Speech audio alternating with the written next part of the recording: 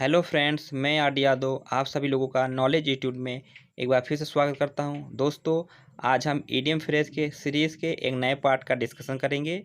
तो इस सेशन को स्टार्ट करने से पहले आप सभी लोगों से रिक्वेस्ट है कि आप हमारे इस सेशन को जमकर लाइक करिए और अपने दोस्तों तक इसको शेयर करिए ताकि बाकी लोगों को भी इसका बेनिफिट मिल सके। और इसके अगले पार्ट का नोटिफिकेशन के लिए और अपडेट्स के लिए हमारे इस चैनल को सब्सक्राइब करिए और बेल आइकन को प्रेस करना मत भूलिएगा। तो चलिए शुरू करते हैं आज का नया सेशन। तो पहला इडियम आज का है स्पीक वॉल्यूम्स ऑफ या स्पीक वॉल्यूम फॉर। इसका मतलब होता है टू रिवील और indicate a great deal of information about someone और समथिंग, अर्थात किसी व्यक्ति या किसी वस्तु के बारे में कोई जानकारी या रहस्य सबके सामने प्रकाश में लाना। और जैसा कि हिंदी मीनिंग दिया हुआ है कि किसी के वास्तविक प्रवृत्ति या किसी का वास्तविक गुण सबके सामने स्पष्ट रूप से प्रकाश में लाना या दर्शाना। तो इस इडियम की उत्पत्ति जो है 18वीं शताब्दी में हुई थी। यहाँ वॉल्यूम का तात्पर्य जो है किसी पुस्तक का कोई भाग है जो प्रकाशित हुआ है। तो किसी पुस्तक के किसी वॉल्यूम में जो भी जानकारी दी हुई है, अगर उसको हम बोल बोल के सबके सामने पढ़ेंगे तो क्या होगा, उस पुस्तक में दी हुई जो भी जानकारी है या जो भी रहस्य है वो सभी के सामने आ जाएगा, अर्थात रहस्य का जो है पर्दाफाश हो जाएगा। तो चलिए आगे देखते हैं। Speak and span. Speak and span मतलब होता है नीट एंड क्लीन, साफ सुथरा या स्पॉटलेस। स्पॉटलेस मीन्स बिना दाग धब्बों का, टाइडी या ऑर्गेनाइज्ड, फ्रेश एंड न्यू। इतनी सारी मीनिंग इसकी हो सकती है। और हिंदी मीनिंग देखें तो साफ सुथरा। लेकिन इसको आप याद कैसे करेंगे? स्पीक का मतलब है, यहाँ स्पीक जो है स्पाइक से मतलब है इसका, स्पाइक। तो स्पाइक क्या होता है? स्पाइक मीन्स होता है कांटे या नेल्स या कील। और स्पैन का मतलब होता है लकड़ी का टुकड़ा या चिप ऑफ वुड। और यह इडियम जो है इंग्लिश डिक्शनरी में वर्ष 1800 में शामिल हुआ था। और यह इडियम जो है, यह इडियम एक डच शब्द से बना है। तो यह डच एक्सप्रेशन है जो कि फ्रेश टिम्बर तथा नई बनी हुई जहाज में लगी हुई कील को संदर्भित करता है। जैसा कि कोई टिम्बर है एकदम फ्रेश होता है। टिम्बर मतलब फर्नीचर को बनाने में प्रयोग होने वाली जो लकड़ियां होती है उन्हें टिम्बर बोलते हैं। तो कोई टिम्बर है जो कि एकदम ताज़ा है, एकदम साफ़ सुथरा, अभी जंगल से काट के लाई गई है। और स्पैन मतलब होता है कोई जहाज़ है जो कि अभी नई बनी हुई है। सॉरी, स्पीक मतलब होता है कि कोई जहाज़ है जो कि अभी नई तैयार हुई है, तो उसमें जो कील लगे हुए हैं वो एकदम साफ़ सुथरा है, एकदम नया है, चमकदार है। तो वहीं से ये आया है। स्पीक एंड स्पैन मतलब होता है साफ़ सुथरा। अगला है स्पिल बीन्स। स्पिल बीन्स मतलब होता है टू डिस्क्लोज अ सीक्रेट, अर्थात कोई रहस्य जो है उसको सबके सामने ला देना, डिस्क्लोज कर देना। या रिवील समथिंग प्रीमेच्योरली, या कोई योजना पूरी तरह से तैयार होने से पहले सबके सामने उसको ला देना। या कह सकते हैं रहस्य को उजागर कर देना। लेकिन अब सभी लोग इसको याद कैसे करेंगे? तो इसको याद करना बहुत ही आसान है। स्पिल मीन्स होता है बिखर जाना, ज़मीन पर बिखर जाना। और बीन्स मतलब होता है फलियाँ, जो बीन्स होती है, दाने, फलियाँ जो होती है। तो मान लीजिए कि कोई चोर है, वो अनाज के गोदाम से इस बीन्स का बोरी चुरा कर भाग रहा है और अचानक जो है उसकी बोरी फट जाए और ज़मीन पर गिर जाए। तो सभी लोग उसकी तरफ देखने लगेंगे और सब लोग जान जाएंगे हाँ कि वो ये बीन्स की चोरी कर भाग रहा है, अर्थात रहस्य सबके सामने आ जाएगा। इस तरह से आप इसको याद कर सकते हैं। अगला है spin a yarn. Spin a yarn means होता है to tell an unbelievable and fanciful story. Unbelievable अर्थात जिस पर कोई भरोसा ना करे, बिलीव ना करे। फैंसीफुल मीन्स होता है काल्पनिक, अर्थात काल्पनिक या विश्वास ना करने योग्य कोई कहानी सुनाना, काल्पनिक कहानी गढ़ना। स्पिन एंड यार्न, यह इडियम जो है यह समुद्र से संबंधित अर्थात जिसे नॉटिकल बोलते हैं, ये नॉटिकल टर्म है जिसका डबल मीनिंग है।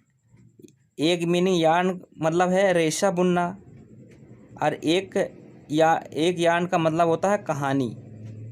तो स्पिन अ यार्न अर्थात कहानी गढ़ना।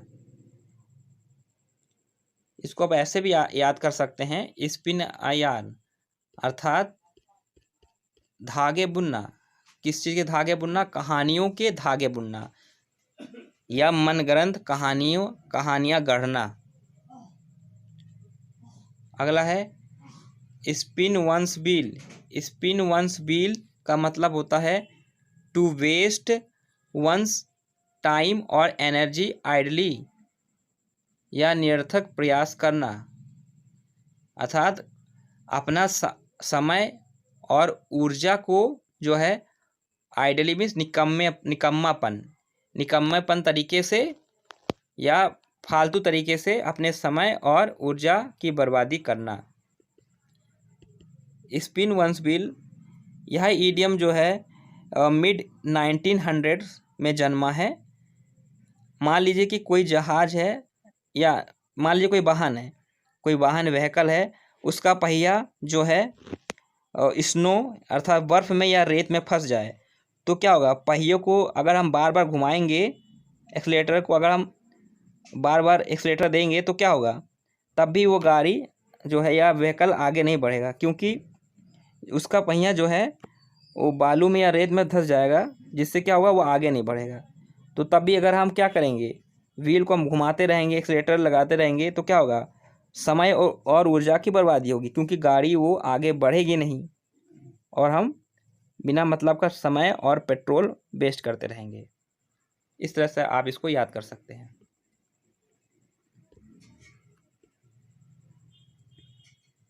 अगला इडियम है spit blood.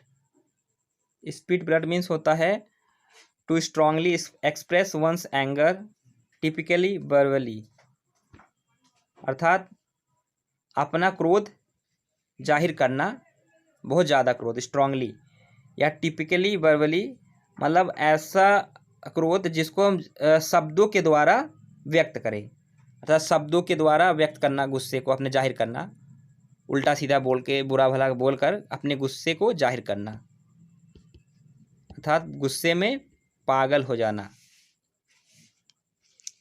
Spit blood, spit मतलब होता है थूकना, अर्थात इतना ज़्यादा क्रोधित हो जाना कि मुंह से थूक के जगह पे खून हम बाहर निकालें,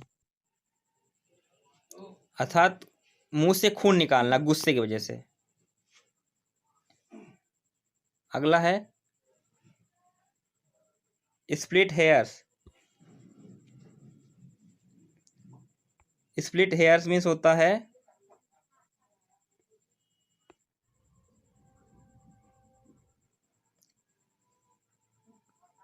to argue about very trivial differences और अनइम्पॉर्टेंट डिटेल्स,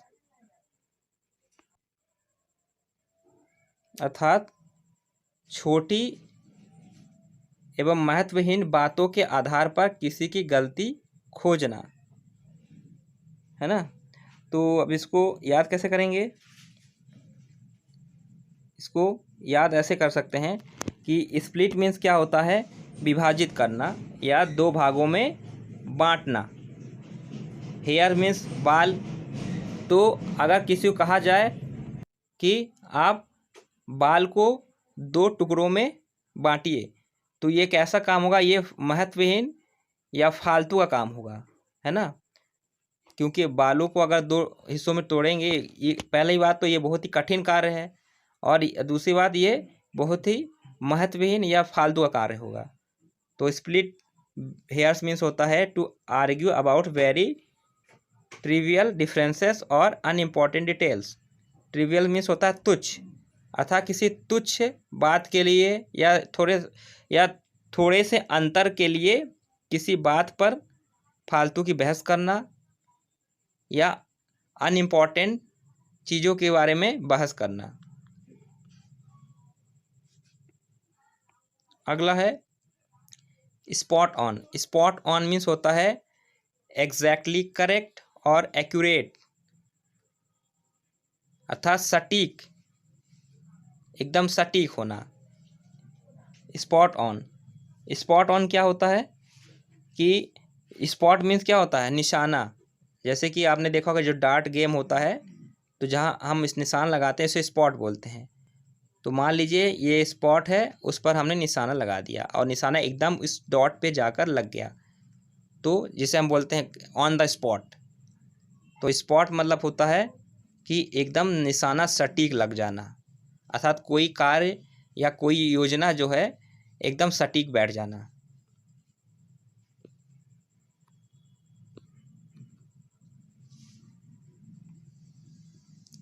अगला है स्प्रेड लाइक अ वाइल्ड फायर। इसका मतलब होता है टू स्प्रेड, सर्कुलेट और propagate very quickly and widely, अर्थात बहुत तेज़ी से फैलना। स्प्रेड मीन्स होता है फैलना, सर्कुलेट करना मतलब एक जगह से दूसरी जगह में किसी चीज़ को घुमाना, प्रोपगेट मीन्स होता है फैलना बहुत तेज़ी से। तो इसको याद करना तो बहुत ही आसान है। Spread like a wild fire मतलब जंगल में जब आग लग जाती है तो क्या होता है, वो बहुत तेज़ी से पूरे जंगल को घेर लेती है। तो जंगल में लगी हुई आग के जैसे कोई बात फैल जाना। अगला है spur the movement. Spur the movement means होता है to do something without advance planning, अर्थात कोई कार्य जो है पहले से प्लानिंग किए हुए या बिना योजना बनाए हुए कोई कार्य कर लेना, अर्थात उस क्षण पर बिना पहले से सोचे कोई काम करना। तो स्पर मीन्स होता है प्रेरणा। अब इसको याद कैसे करेंगे, पहले इस इडियम का हम ओरिजिन देखते हैं। ये स्पर क्या होता है, तो इस पर जो है वो घुड़सवार के का जो बूट होता है, तो उस बूट में कांटे नुमा संरचना होती है, स्पाइक लगे होते हैं इसके बूट में, जिसे हम स्पर कहते हैं।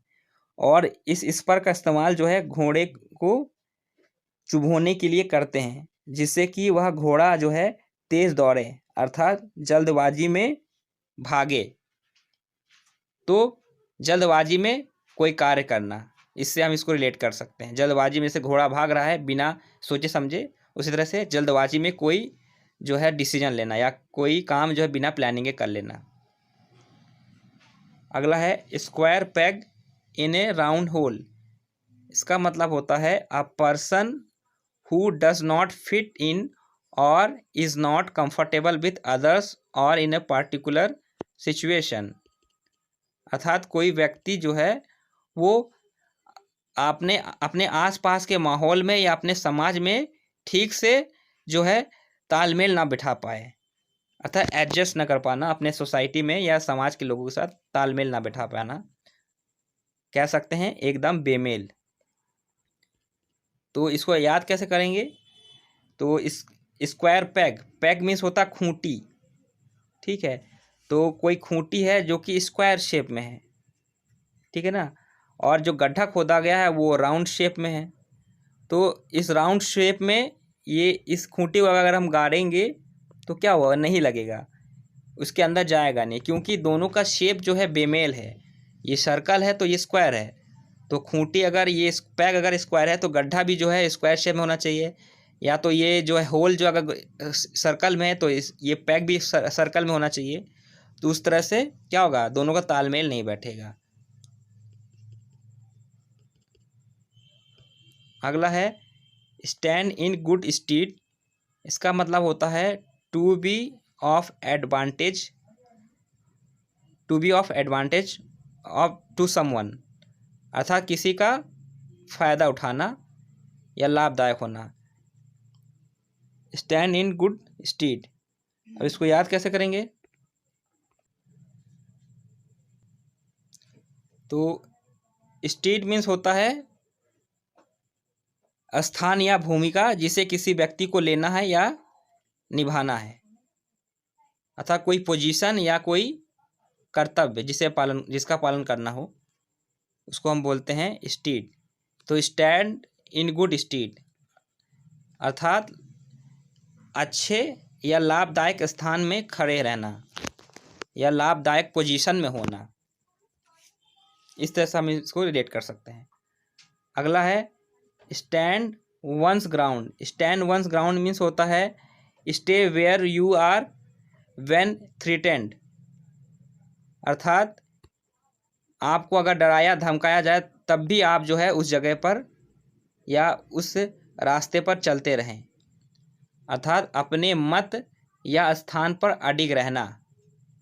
स्टैंड वंस ग्राउंड, इसको आप ऐसे याद कर सकते हैं कि अपने ज़मीन पर या अपने रास्ते पर खड़े रहना। स्टैंड वंस ग्राउंड अर्थात अपने युद्ध क्षेत्र को छोड़कर न भागना, लड़ाई में डटे रहना। अगला है stand office. Stand office means होता है रिजर्व्ड, हॉटी, अलूफ, अनफ्रेंडली, अर्थात असामाजिक होना। इसको अब याद कैसे करेंगे, तो इस इडियम की पहली उत्पत्ति देखते हैं। यह एक नॉटिकल या समुद्र से संबंधित शब्द है जो कि 16वीं शताब्दी में प्रयोग में आया है। जब कोई शिप जो है अपनी यात्रा पूरी करके समुद्र के किनारे अर्थात हार्बर, जिसे हार्बर बोलते हैं जहाँ पे शिप लगे रहते हैं, तो हार्बर पर आती है तो वह बाकी सभी जहाज़ों के संपर्क से दूर हो जाती है, अर्थात it stand of from other ships. इसका अर्थ होता है कि दूसरों से दूर चले जाना, अर्थात असामाजिक हो जाना। जिस तरह से वो शिप जो है बाकी शिप से दूर हो जाती है क्योंकि वो किनारे पर लग गई, आके एकांत में वो शिप आकर लग गई, बाकी शिप से दूर है। तो उसी तरह से कोई व्यक्ति जो बाकी लोगों से दूर हो गया अर्थात वो असामाजिक हो गया है।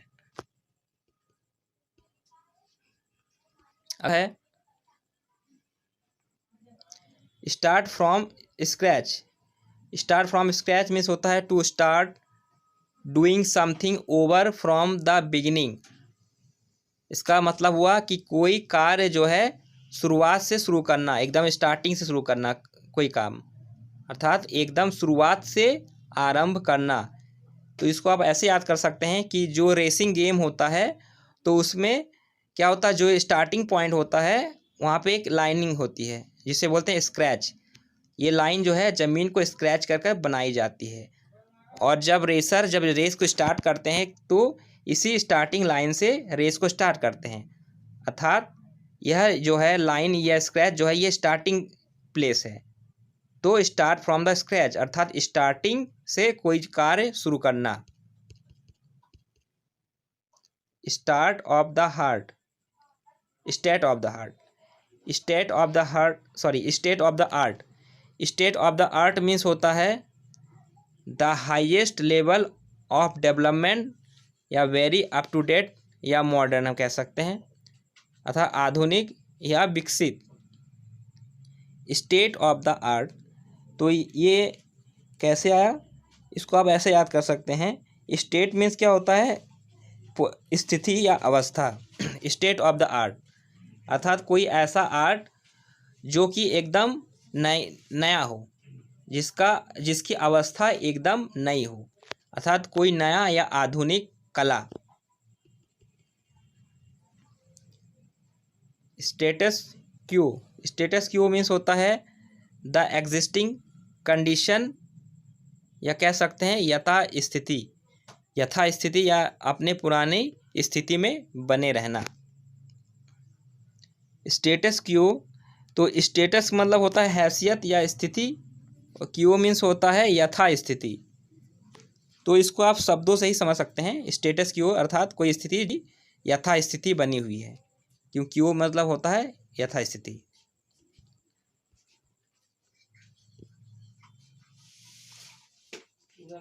अगला है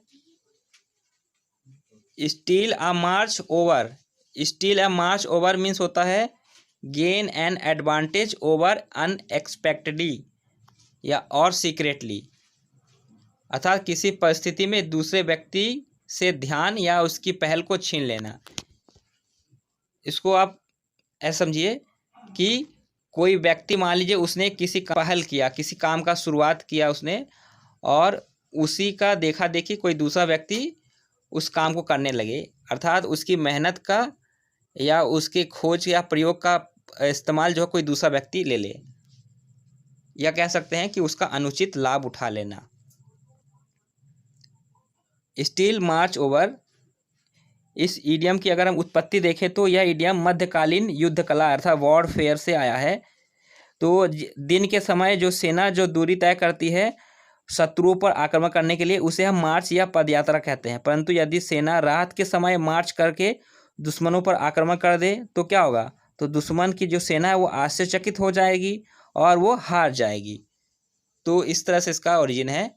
तो स्टील या मार्च ओवर अर्थात क्या होगा कि दिन में मार्च ना करके रात को मार्च करना, जिससे कि दुश्मन की परिस्थितियों का फायदा लिया जा सके या उसका लाभ उठाया जा सके। अगला है स्टील समवन्स थंडर। इसका मतलब होता है to take credit for someone's else work, अर्थात किसी दूसरे के द्वारा किए गए कार्य का जो है उपलब्धि लेना, या use someone else ideas to their own advantage, या किसी दूसरे के आइडिया या विचारों का प्रयोग जो है खुद के फायदे के लिए या बेनिफिट्स के लिए करना, अर्थात किसी से कोई अवसर हथिया लेना, जैसा कि हिंदी में दिया हुआ है स्टील समवन्स थंडर।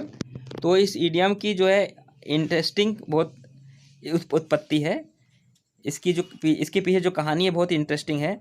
यह इडियम जो है इंग्लिश प्ले राइट अर्थात नाटककार जॉन डेनिस से प्रेरित होकर बना है। तो वर्ष 1704 में उन्होंने जॉन डेनिस ने उन्होंने अपने नाटकों में बिजली कड़कने की आवाज़ निकालने के लिए एक नया मेथड का आविष्कार किया, और इस मेथड का प्रयोग उन्होंने अपने एक प्ले जिसका नाम था एपियस एंड वर्जीनिया में सर्वप्रथम किया था। लेकिन यह नाटक असफल हो गया। तो इसके कुछ समय पश्चात जो है किसी दूसरे नाटककार ने जो है मैकबेथ अर्थात स्कॉटलैंड के राजा थे इस मैकबेथ, तो उसकी भूमिका का अभिनय करने के लिए बिजली की आवाज़ निकालने वाली मेथड का इस्तेमाल किया। तो जिससे जो है डेनिस जो है बहुत नाराज़ हो गए और कहने लगे कि तुम लोगों ने मेरा नाटक तो सफल होने नहीं दिया, लेकिन मेरा मेथड चुरा लिया। तो वहीं से ये इडियम ये आया है। अगला है steel the show. Steel the show means होता है be the centre of attention, अर्थात आकर्षक या प्रशंसा का केंद्र होना। स्टील द शो मतलब जो थिएटर में जो नाटक चलता है ये उसी शो से संबंधित है। तो स्टील द शो, स्टील मतलब चुरा लेना, अर्थात ऐसा नाटक करना कि दर्शकों के दिलों को चुरा लेना। तो दर्शकों के दिलों को चुरा लेना मतलब क्या होगा कि नाटक बहुत ही आकर्षक है, वह प्रशंसा का केंद्र है। अगला है steer clear of. Steer clear of means होता है to avoid someone on something या टू स्टे अवे फ्रॉम, अर्थात अनदेखा करना या किसी चीज़ को अवॉइड करना, किसी व्यक्ति या वस्तु को अवॉइड करना, उससे दूरी बना लेना या उसको क्या करना, अनदेखा कर देना। तो स्टीयर का मतलब होता है संकेत या इशारा। तो यह इडियम जो है जॉर्ज वॉशिंगटन जी ने वर्ष 1796 में अपने एक समारोह में संबोधित करते हुए कहा था लोगों को।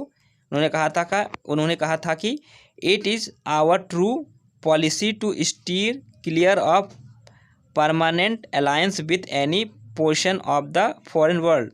तो उन्होंने कहा था कि देश के दूसरे मतलब इस संसार में दूसरे देशों के साथ जो है हम कोई संधि नहीं करेंगे। ये स्टीयर क्लियर बात है। उन्होंने कहा ये स्टीयर क्लियर है कि ये क्लियर कट बात मैंने कह दिया कि हम दूसरे देशों के साथ कोई संधि नहीं करेंगे। तो स्टीयर क्लियर ऑफ, अर्थात उन्होंने क्या किया, बाकी देशों के साथ जो है अनदेखा व्यवहार किया, उन्होंने बाकी देशों को अवॉइड कर दिया। उन्होंने कहा कि हम बाकी देशों के साथ कोई संधि नहीं करेंगे, तो वहीं से ये इडियम आया है। अगला इडियम है stem the tide. Stem the tide means होता है to stop something from worsening या stop the large increase of something bad, अर्थात कोई चीज़ जो कि वर्स मतलब क्या होता है, सबसे बुरा, तो उसको खराब होने से या उसको बुरा बनने से रोकना, अर्थात समस्या को और बुरा होने से रोकना। Stem the tide, tide means होता है समुद्र में उठने वाले ज्वार। तो क्या हुआ, समुद्र में उठने वाले जो ज्वार होता है, अगर उसको हम क्या कर देंगे, स्टेम मतलब बांध देना, खूंटे में बांध देना, तो समुद्र में उठने वाले ज्वार को खूंटे में बांधना, अर्थात ज्वार को रोक देना।